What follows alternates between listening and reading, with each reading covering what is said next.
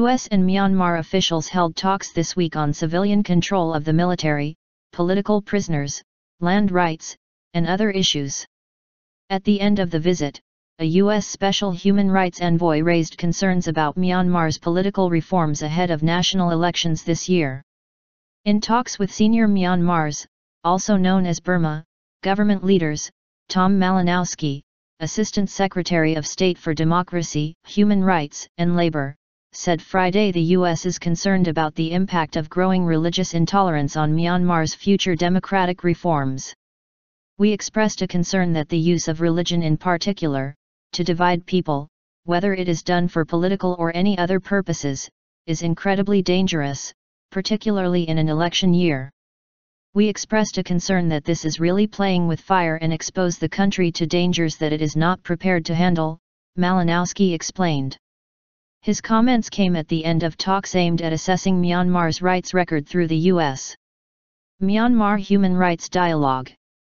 In a joint statement at the end of the second Human Rights Dialogue, the United States said it recognized the positive efforts that Myanmar's government has made in addressing human rights challenges, the effort to hold a productive dialogue on labor rights, and to amend Myanmar's constitution and laws.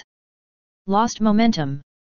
But Malinowski said there are fears the reform program is losing momentum against a backdrop of continuing arrests of prisoners of conscience and ongoing fighting between the armed forces and ethnic minorities in the northeast.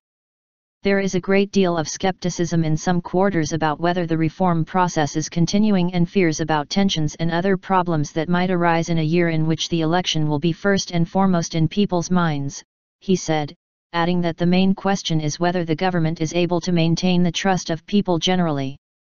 The first round of talks were held in 2012 when Myanmar was in the first flush of political and economic reforms marked by opposition leader, Aung San Suu Kyi's renewed public role in the nation's politics.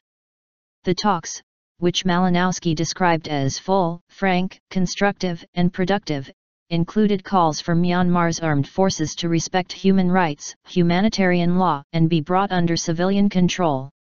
Conflict zones. In regions such as the northeast, in Kachin and Shan states, fighting is ongoing.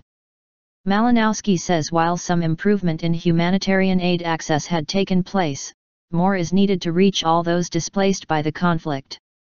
The U.S. delegation also raised humanitarian concerns over the ongoing plight of the Muslim Rohingya from western Rakhine state, where more than 1 million people remain stateless.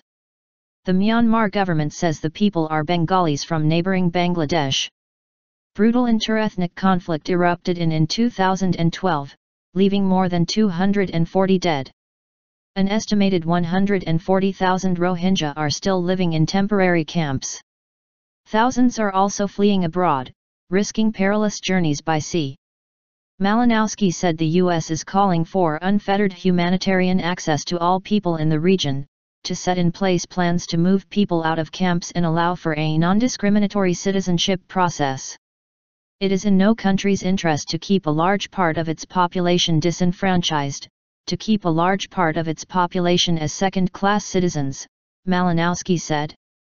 The best way to ensure stability and prosperity is to ensure that everybody has a stake in Myanmar's future.